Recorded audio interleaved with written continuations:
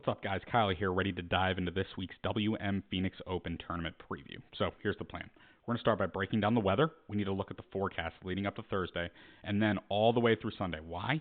Because identifying a potential weather edge, wind, rain, temperature swings, that could be a huge advantage for us. Next up, the course, TPC Scottsdale. It's that classic desert style of golf, and we need to figure out exactly what kind of player historically crushes it here. That means we're going deep on course breakdown and key stats. That statistical deep dive is going to be the foundation of our course fit model. This model will help us see which golfers are walking into this week with the precise skill set, the DNA required for success at the specific track. Once the model is locked, we apply it directly to the DraftKings pricing slate. We're looking for values, who stands out amongst the peers in each price range, who's a sneaky value play, sleepers, maybe even a couple of guys we need to seriously consider fading. And finally, we'll cap things off with a few of our favorite outright and placement bets, plus a quick peek behind the curtain here at Tap in Fantasy as we prep for our official launch. All right, enough rambling. Let's stop talking about it and jump right into the WM Phoenix Open. All right, the first thing we're going to look at every week is going to be the weather. I think it's really important to be able to identify if there is any sort of weather wave edge going into the tournament. The last couple of weeks we haven't had anything, and that reigns true for this week. I mean, we are looking at perfect weather conditions. Again, leading in, we're not getting really any rain. And then for Thursday, pretty much the same when it comes to wind gusts. Again, guys are going to be going off for the majority of the morning up until about 12 or 1 o'clock. So during that time frame, I mean, our wind gusts are peaking at 9 miles an hour. So nothing really to write home about there.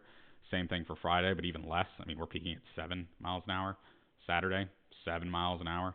Sunday, 6 miles an hour. I mean, there is absolutely nothing to suggest that you should pick any guy from a specific wave. I think this is one of those weeks you can really play just about whoever you want, as long as you like him. If you find a reason to want to play him, go for it. I'm not going to stop you, and that's pretty much it for weather this week. I think with these conditions, we're going to see some really, really high scoring. Guys are going to be able to pin seek, and I think it's going to make for a really exciting tournament. So with that, let's go ahead and jump into the TPC Scottsdale course fit model and what kind of goes into that. All right, the Phoenix Open at TPC Scottsdale. This is a par 71, a little over 7,200 yards. It is a Bermuda grass green surface, and it provides the fireworks. I do not know if we're going to get guys ripping their shirts off like Harry Higgs and Joel Damon a couple of years ago, but you really never know what's going to happen. Now, with this course, it is one of those where it is imperative that you have pretty much a good all-around game. Usually most weeks we see like approach and putting play the major factors, but this is one of those weeks like you need to be really strong off the tee. You need to be really strong from certain approach buckets. Around the green is typically more important than most weeks here, and then you're always going to either be a spike putter or just an all-around great putter on Bermuda greens. So with that, we have kind of built ourselves a custom model for TPC Scottsdale, and what I started off with was 15 on strokes gained off the tee. Again, I think you need to be strong either with distance or accuracy or a blend of both, or you're going to kind of be in trouble this week. Strokes gained around the green, again, usually most weeks it's not that important, but this week it seems to actually be. So I put 10 on strokes gained around the green, and then strokes gained total, again, just you need to be a good all-around golfer. I think that's going to be the key to success this week. And if you're not good in that department or in these departments, I think you're going to struggle. Going down the list, we have, where is it? I put it on good drive percentage. I probably could have done 5 and 5 on distance and accuracy. Now, I will say, if they are similar in need, I'm always going to lean towards distance. So, like, guys that are bombing off the tee, it's not like they're going to be at an equal advantage to guys that are short and accurate. So I kind of just went with good drive percentage. So again, that's kind of rate of hitting the fairway or greens in regulation. So if you're spraying it off the tee but hitting it far, as long as you're getting it on the green, I really think that's all that matters. But if you're accurate and still hitting the green, that's good too. So I kind of think it's pretty fitting for what we're looking for. Where did I put it? I already did around the green. Putting is always going to be like, if you're just spike putting, you're going to be fine. And I put 10 on putting on Bermuda surfaces. That's what we've got this week. I think it's important that you're a good Bermuda putter. Moving on, par 5 scoring. I'm going to go back to this course key stats model. Again, this stack correlation model that Rick puts out on his website. Again, he's got great resources, recommended to everyone. This kind of looks at TPC Scottsdale, what type of stats fit the need at that specific golf course comparative to every other golf course. And again, second amongst all golf courses on the PGA circuit, TPC Scottsdale, again, favors par 5 scoring average. So I went ahead and put 14 on par 5 scoring. Going down the list, I think we wrap it up, actually. This is one of those tournaments where course history is really important, so I put 15 on TPC Scottsdale. And just to make sure, yep, that wraps it up. So 100 out of 100, what does that give us? Much to no surprise, we've got Scotty Scheffler at the top. Like, if you were creating a model where Scotty is not first, you're doing something wrong. No, and then following up Scotty, we've got Cam Young, Xander, Schauffele. Those are no surprise at all there. But then Kurt Kitayama, that's an interesting one in fourth. Matt Fitzpatrick in fifth. That's just about fine. 6 and 7, Mac Meisner, Christian Bezaidnout. That's quite interesting. 8 is Victor Hovland. 9 is S.H. Kim. He's been playing fairly well lately. And the number 10 is Jake Knapp. So now that we have kind of our course fit model created, we are going to sort by salary and look at all of the salary buckets to kind of see guys that stand out in terms of a good course fit, guys that maybe don't fit the course as well, but they have certain statistics that do stand out, some sleepers, some value plays, and then maybe some guys that we're going to 100% be fading this week that the field itself might actually like. So let's jump right. All right, we're going to do things a little bit differently this week. DraftKings decided to price Scotty absolutely through the roof, which is completely necessary. And quite frankly, to start the season, they have been pricing Scotty just way up to really give you some game theory thought of, like, do I actually want to play Scotty? But they priced him through the roof, and then the next highest guy is Xander at 10.5, and that is it for the 10K range. So what I'm going to do is I'm going to kind of talk about Scotty just by himself, and that'll be quick. And then we're going to go Xander plus the 9K range, certain guys that we like, and then we'll kind of move on to the 8K range after that. We're going to clump this all together. Let's go ahead and start with Scotty. If you could make Scotty work and you like your lineup, play Scotty. It is crazy how we kind of used to like him more in, tougher courses where you're going to grind it out. He's just not going to make any mistakes. And that's going to be the difference maker when guys are making like 8, 9 bogeys around. He's making like 2 or 3, not around a tournament, and he's making 2 or 3 and winning by a couple shots just on that merit. But he just won an absolute birdie fest. I did not expect him to go in and absolutely dominate the Amex. He really hadn't had good course history there, or success at the Amex in the past. But he went in, dominated off the tee, across the board. He really wasn't even that good on approach, which is wild to me.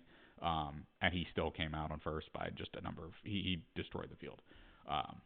So if you can play him, go ahead and play him. I'm not going to talk you off of him. But then moving down the list, Xander Schauffele. The made cut streak is finally over.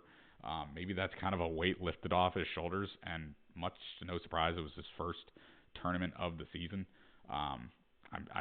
If there was ever going to be a time that he's going to miss the cut, I would think it'd be early in the season when he's kind of just knocking the rust off. But he really didn't play well at all. Like, he could not get it going. I know he gained across the bag. I'm pretty sure. No, he didn't gain across the bag. He lost off the tee and around the green, but he gained in approach and putting, which is just enough for him to squeak out. Again, he did gain in strokes gained total, but that doesn't really paint the whole picture. He missed on the number. Let's just kind of look at what went wrong. Oh, yeah, we're not going to see round 2 on the other course. But, yeah, all in all, he gained for round 2, lost on round 1. I'm pretty skeptical of him going into this one, but if you want to play him, I think he'll be lower owned compared to the guys below him. And he does fit the course fit model fairly well. He's decent off the tee. Decent strokes gained total. Par 5 scoring's what we want to see. He's a good Bermuda grass putter. I wish he was a little bit better in terms of the payoff options in these approach buckets, but it's just fine. And he does have good course history here. I'm pretty sure he has a win here. I just want to double check those.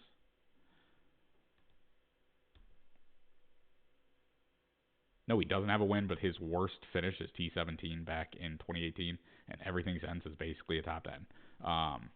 So he's got to figure it out off the tee on approach. Again, putting, that's all in around the green is kind of subjective week to week. So, yeah, I think he's a fine option. I'm a little skeptical of where his game's at just coming into the season and missing the first cut. I would be highly surprised if he misses the cut again.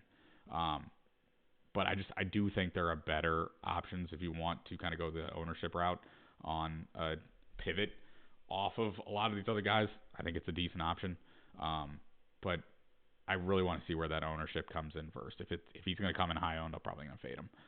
But if not, I have no issues with him. Now the 9K range is quite frankly absolutely loaded. I like a lot of these guys in this price range, and I have no issue with you starting with anybody from this price range. Kicking us off is Siwoo Kim, who's on probably a career best run. I mean, just look at these numbers. They are absolutely incredible over his last, I want to say, 5 or 10 tournaments. We are looking at T2 last week at the Farmers, T6 at the Amex, T11 at the Sony. Across the pond, we've got Australian Open. He finished a solo third. The RSM Classic in the offseason at T4. Even everything basically since the Wyndham Championship, he's been excellent. I mean, he's got to figure it out off the tee, on approach.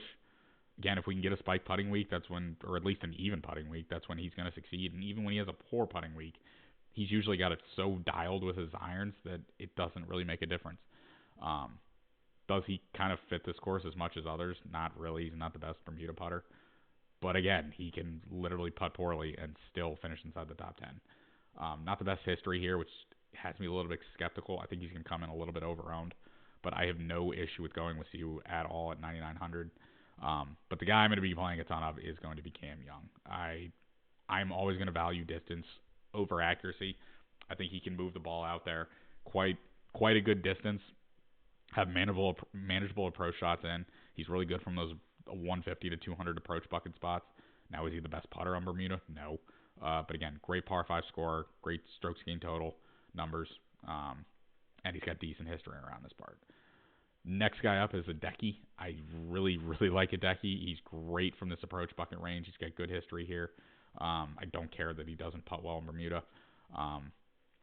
But again, par 5 scoring is there. He's a great around the green golfer. I think the one thing that might get him into some trouble is the off the tee numbers. They're really not the best. But my biggest reasoning for him is I think he's going to come in fairly under-owned. Where did he finish last week? I'm just trying to rack my brain. I think he finished like T13. T11 and T13 to start out the season after, in the off-season, a first at the Hero World Challenge. He's got his irons figured out. Again, I think these finishes could literally be contending if he could just figure out the putter. And does he putt well at Phoenix? Not in his last run out, but again, he's got some good putting stats over the last 4 years. And then his run way back that day, 2017 to 2014. Win, T2, T4. Again, good history around here. I think these could be a lot better finishes if, again, he could have figured it off the tee, figured out some things on approach, and not really had a poor putting week. Just all in all, I think he comes in a little bit under-owned. So give me all the Hideki this week. I'm probably going to be off of Ben Griffin and Sam Burns. They're going to have to do it with the putter for me. And they're second and third in this field in putting on Bermuda surfaces. But what really scares me is, again, they are not good at all from these approach ranges. When we're going to be taking a lot of shots in from there, I'm really going to find it tough for them to, be accurate enough to where they're getting those easy putts or even lengthy putts that they're typically making to kind of make up for it with these putting stats. Also, they're not really the best in par 5 scoring. I want guys that are scoring well in those par 5s and racking up the birdies they need when the opportunity is given. So I'm probably going to be off of Griffin and Burns. Fitzpatrick is going to be the guy that I'm going to be playing. Is he the best off the tee? No. Great around the green. Great strokes gained total. He's good enough on par 5 scoring. He putts really well in Bermuda. Now, he's kind of up there with them in the 150 to 175 range, but he's a little bit better from 175 to 200. He's got good history at Scottsdale. I all in all, I think I'm going to be playing a lot of Matt Fitzpatrick this week in 9,300. I just kind of want to take a look at where he's been at because I don't think he has not played. He played at the Amex T63. That's not good at all. Putted horribly. Um, I'm gonna kind of write that off and look at what we have before that. Again, gained across the bag at the DP World Tour Championship in a win. Um, Ryder Cup, he played fairly well. Again, back in what is it, September? T5, T6 across the pond. I think he's going to come in a little bit under-owned just based off of that T63 the last time out. So give me all the Matt Fitzpatrick you can get. And then to kind of wrap things up, I don't really like where JJ Spahn's game is at. Maverick McNeely, I just don't think he's good enough off the tee or from these approach buckets to warrant wanting to play him. Now, he does have good history here, but it's just not enough for me. And then Victor Hovland, I'm getting the buzz that he's going to come in super owned this week. He's great from these approach buckets. He's really not the best putter on Bermuda, but he scores well in par fives, good strokes gained total, decent around the greens, decent off the tee. I want to like him. I'm kind of neutral, but my issue is I would rather go up to Fitzpatrick than play him. He does kind of fit the mold of what we're looking for, though, this week. So that kind of wraps up the 9K range. So let's hop into the 8K. All right, the 8K range. And once again, absolutely love the 8K range this week.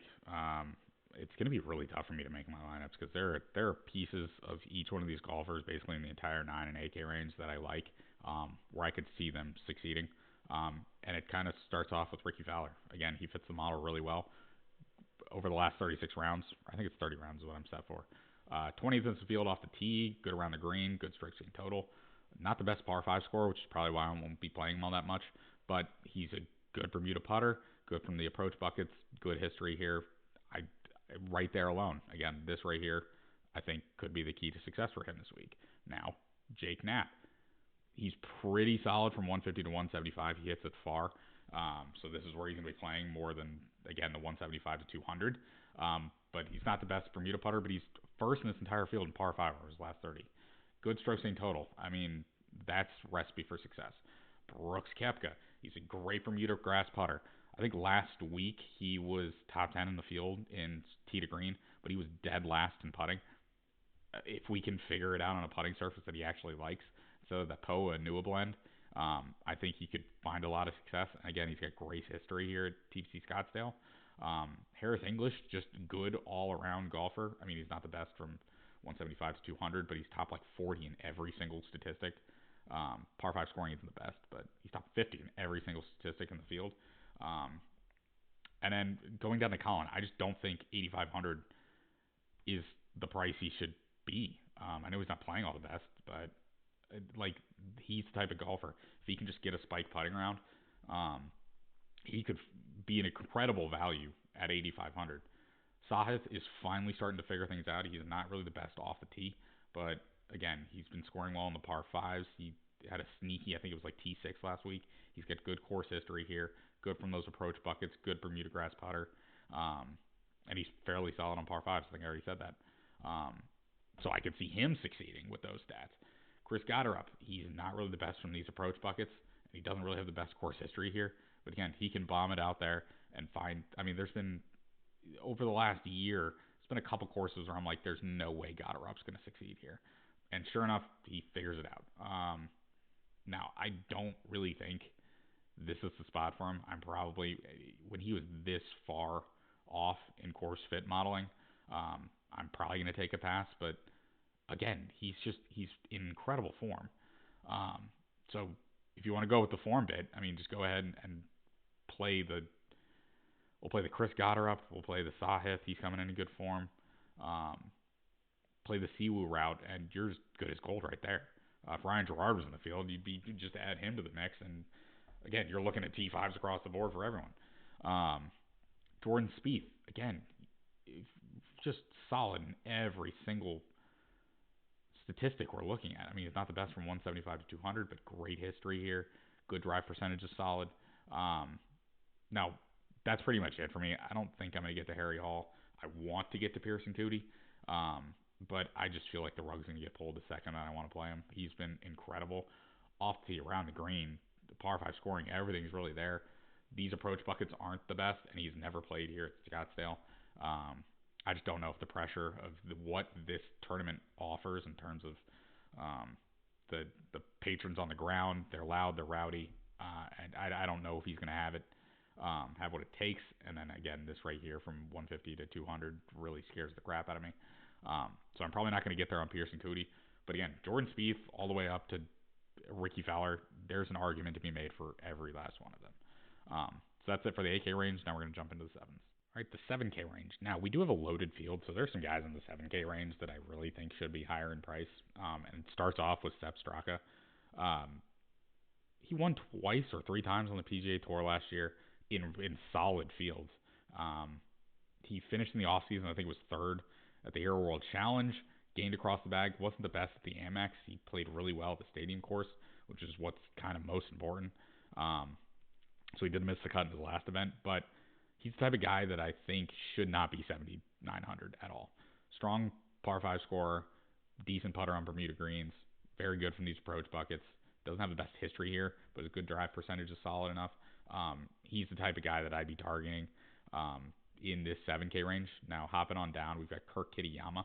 He's an absolute model darling. I think he's like 4th overall in the model from what we had earlier, and I can't just ignore that. The reasons why, again, 17th in this field off the tee, 35th around the green, 27th stroke gain total, very strong par 5 scorer. I mean, that right there, you would expect to see from a guy that's like 8,500 and 9K, not all the way down here at 7,600. Very solid from 175 to 200. He's got good history here. Good drive percentage is right where we want it. He's the type of guy that could easily go out and miss the cut, or he could top 20. And hopefully we can get a spike putting week. He does have, again, with the good course history here, I think 2 out of his 3 times he has played TPC Scottsdale. He's gained like over 3 with the putter. Yeah, again, T8 and T23 in 2024 and 2023. Gained 4.5 strokes with the putter there. In 2024, 2023, a lot of the same. It was just last year to a T49. He lost big time on the putting surfaces. If we can get back to 24 and 23 stats on the greens, he could really succeed this week. And then jumping on down to the mid to low 7s, this is where I'm going to be targeting a lot of different guys. Christian Bezuidenhout, again, another model darling. He is a great putter, great around the greens. He's a very good par 5 scorer comparative to his price range. Again, great on Bermuda surfaces, very strong from these approach bucket ranges that we're looking for. And he's got good course history here, so really like Seabez. Min Woo Lee is the type of guy that I think this is the type of tournament for him. Again, there's a lot of buzz from the patrons on the ground. It's a lot louder than most golf tournaments. He's got the mantra, especially on 16, to go out and really have a lot of fun and have a great round of golf. Very strong from 175 to 200. Got decent course history here. Par 5 scoring is really high compared to guys around him, which, again, that's one of those stats that we're really looking at this week. And then, again, strokes gained total, strokes gained around a green is just fine. If we can just have a spike putting week from him, I think he can be just fine. Similar idea for Keith Mitchell. Again, they kind of fit a similar mold. He's a little bit more balanced when it comes from 150 to 200. But again, he's got good course history here, a little bit better of a good drive percentage. There's just nothing he's just terrible at except for around the green, but that's not exactly sticky. I think biggest thing, we're looking for off the tee work, and he is very, very strong in this field off the tee. Same idea for Patrick Rodgers. Again, 13th in the field and off the tee, 16th around the green, top 25 in strokes gained total. Fine strokes gained, par 5s. I mean, he's not the best from these approach buckets, which is probably why I'd rather go Min Woo Lee and Keith Mitchell. And he really doesn't have the best course history here. But again, he's very strong off the tee, and he's good around the green. If he can just put together a decent putting week, I think you can't go wrong with Patrick Rodgers. Next up is at, 7,200, is going to be Sam Stevens. Again, very well-rounded golfer. He doesn't score the best on the par 5s, but again, he's very strong off the tee, very strong around the greens. He's fairly average from 150 to 200, but again, 56th and 55th compared to some other guys around him, especially in this price range. I don't think you can go wrong. And he's got pretty solid course history here. Good drive percentage is solid. I kind of want to see where his finishes lately have been. I know last week he played fairly well. Yeah, T30 at the Farmers, T6 at the Amex, T31 at the Sony, off-season event, the RSM, T7. He's coming in really good form. He's the type of guy that I think you can do it in a multitude of ways this week. But for 7,200, I think that's a great value. And then to kind of wrap things up is Max McGreevy. Again, he's coming in very strong form. What did he finish? Like Again, in his last 5 tournaments, we have a T30 at the Farmers. Really pissed it away off the tee. Strong putter. But T27 at the Amex, he did miss the cut at the Sony. But again, putter just wasn't there that week, so of course he's going to miss. But then the RSM Classic, second. The Bermuda T3, I mean, he's coming in spectacular form. Has not played well at Scottsdale the last couple of years, but I think if there's the type of guy, he is not the same golfer that he was last year and in 2023. He's coming in a lot better form. I think he's taken a step up. I know the model doesn't really say all that much that he's a great fit, but right here, again, top 15 in this field off the tee. He's a strong par 5 scorer, good strokes gained total numbers. I think he's kind of missing this good drive percentage thing, which could vault him up. And he really isn't the best in these approach bucket ranges. But again, off the tee, if he can just have a strong off the tee week, just like he typically does, and then have a spike putting week, I think he can succeed. So again, there's a lot of other guys in the 7K range that I could talk about. Again, JT Poston, Nick Taylor, even Corey Connors, I do like, but just to kind of pick up the pace on things. That's going to be it for the 7K range. Let's go look at the 6K range, see if there's any guys way down there that kind of are showing up. All right, 6K range. I'm going to make this short and sweet. We are really only looking for guys that are good course fits or just stand out when it comes to name value, and they're just a better golfer than what their price is kind of telling them. Starting off, Ryu Hisatsune. Definitely a good course fit, strong off the tee, strong around the green games, decent par 5 scorer, decent putter, decent from the approach ranges. I think, again, good drive percentage. He fits the mold. So at 6,900, I think it's pretty solid. Akshay does not model well, but if there's ever a time to get in on Akshay, I think this is probably one of the lowest prices you'll ever get him at. Dan Brown is one of those guys that earned his PGA Tour card. So part of the reason that he's got such a poor course fit is, again, we don't have anything for any of these numbers, which is driving things down, but he's a great Bermuda grass putter. Solid around the greens, solid strokes gained total. I think he's a fine option at 6,900 as well. But I'm probably going to be heading down to the 68s with Mac Miser and SH Kim. When you are modeling this well, you're doing something right. And again, just all around great numbers. What is this? Top 40 in all of off the tee, around the green, total and par 5 scoring for these two. Same with Bermuda grass putting, very strong there. Now Mac Meisner is a little bit better, a lot better, from 150 to 175. He's third in this entire field, but not as good from 175 to 200. Whereas SH Kim, not that great from 150 to 175, but a lot better from 175 to 200. SH Kim has better history here, but all in all, I think those are two guys that are, again, modeling very well. If their games kind of come together like they have over the last 36 rounds, I think they could find some success this week. Ryan Fox, we haven't seen him. When was the last time we saw him on the PGA Tour? I think it had to have been somewhere around the Tour Championship. Yeah, the BMW Championship. Kind of his overseas numbers are solid enough. I mean, no top 10s, which is a little concerning. But again, at 6,800, he's the type of golfer that he's a lot better than that price tag leads on. And I think probably for this year, it's one of the lowest prices you'll ever get him at. That's pretty much it. I mean, Adrian Dumont, whatever your name is, what is it? ADDC, Chassot.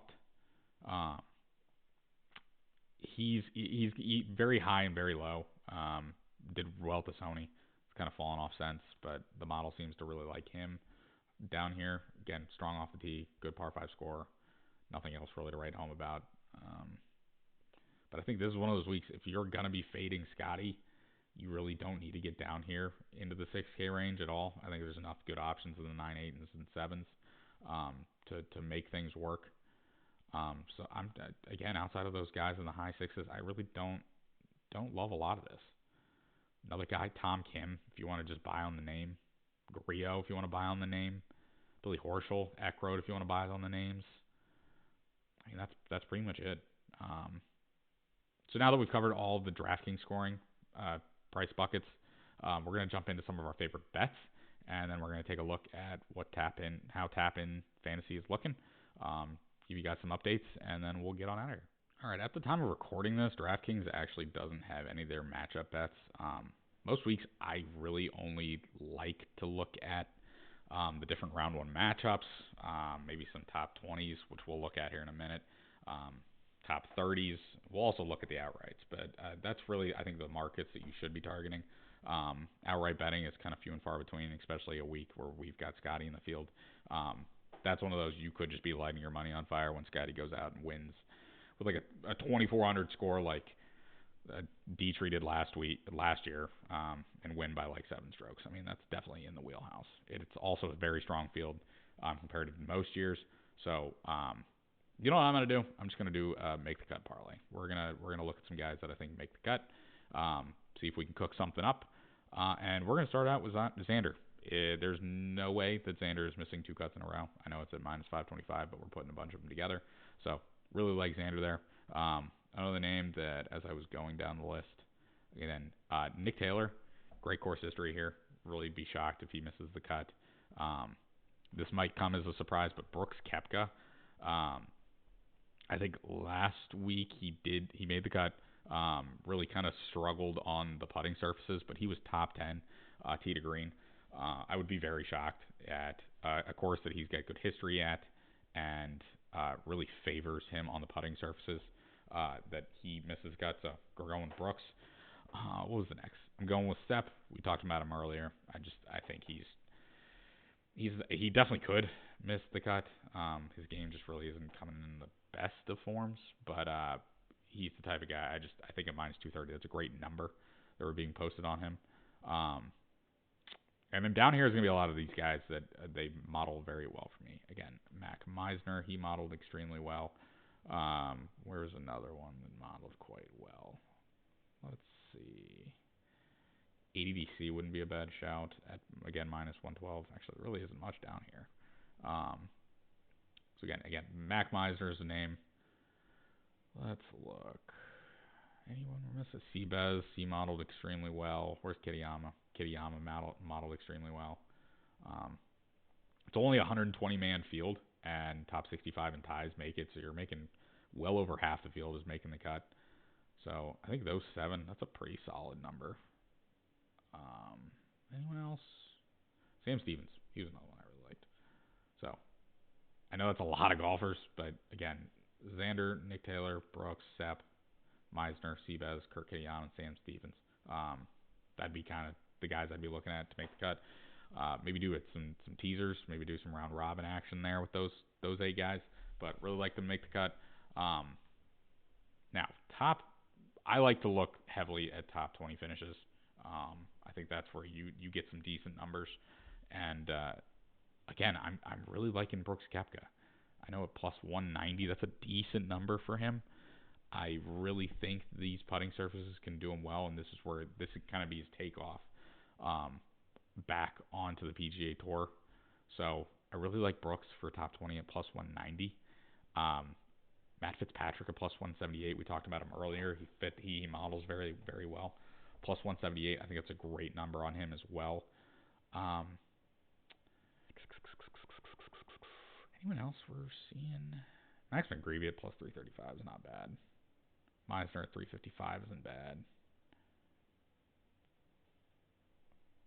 But no, I like these numbers a lot more than those 2 that I brought up. I think those are strong shouts. So those would be kind of my top 20 bets. And then we'll look at the outright market. Actually, what are we doing? We're doing without Scotty. Winner without Scotty. What are we looking at? Dang, they really drive those numbers down a lot. again, we do have him for top 20, but plus 37 to 1 on Fitzpatrick's a decent number. Where's Sep?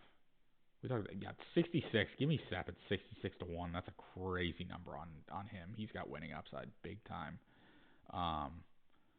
Akshay 105 to 1. That's just crazy. I know he's not a perennial winner, but still, that's a decent number.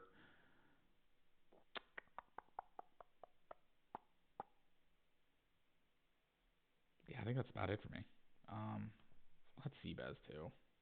But it's like if you have Sepp Straka and Christian Bezuidenhout at just a 2 to 1 difference, again 66 to 1 and 68 to 1, I'm gonna take Sepp every day of the week. And then Matt Fitzpatrick. Brooks is somebody that I'm probably going to look at. 24.5 to 1. Again, I really like Brooks. Really like Matt Fitzpatrick. They've got to be my darlings this week, clearly. I also do really like Cam Young. 19 to 1 Cam Young seems interesting, but I think that's about it for bets. I'll add it on here just to use it later. So that's it for bets. So now what we're going to do, we're going to transition over to Tap In Fantasy. Kind of take a look at what we've got going on. We've been really building out our leaderboard functionality. So we've got a lot of different scoring options. The typical, eagles, birdies, pars, bogeys, double bogeys. We've got, again, the typical that most websites are going to have. We also do have some extra ones. We've got hole-in-one bonuses. We've got low round of the day bonuses. A lot of fun stuff we've got going on, but we also have kind of a scoring breakdown to where you can drop down on the golfer, kind of see where they're at for the round, where they're going to be at overall. We're trying to get added the positions to the right. That's kind of our next step. But now that we kind of have the scoring all set up, we're really excited for this. We're getting really close to our MVP, but right now that's pretty much it for me. I appreciate you guys. Please give a like, subscribe to the channel. Comment below, who do you think is going to win this week? Again, clearly I'm really liking Brooks and I'm really liking Matt Fitzpatrick, but I'd love to hear you guys are cheering on and who you're betting on and who you think is going to win. So that is it for me this week. I appreciate you guys, and we'll see you next time.